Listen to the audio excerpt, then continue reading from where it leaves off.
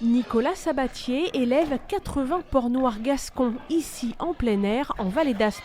Pour fabriquer ses terrines et saucissons artisanaux, il passe chaque semaine 1 ou 2 animaux à l'abattoir d'Oloron.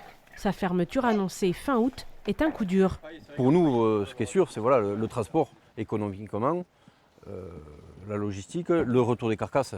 Moi, je ne vais pas aller les chercher, je ne peux pas faire 2 fois l'aller-retour à Tarbes ou à Saint-Jean-Pied-de-Port. Donc après, le surcoût économique, si je devais payer un transporteur pour le retour, c'est pas jouable du tout, quoi.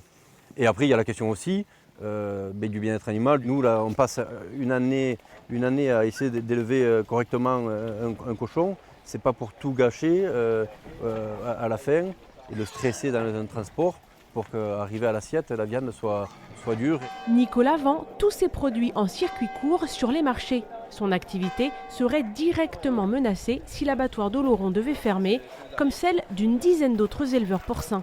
Ils ont monté un collectif avec d'autres filières concernées et espèrent gagner un sursis de 6 mois. On ne sait pas aujourd'hui comment le garder ouvert plus longtemps, mais c'est sûr qu'il existe des solutions. Des abattoirs en France, il y en a une multitude avec différents systèmes de gestion. Il n'y a pas de raison qu'à Oloron on ne trouve pas la bonne solution et qu'il ne reste pas ouvert, quoi. Nicolas souhaite rallier des élus locaux et trouver des solutions pour garantir l'avenir de toute une filière.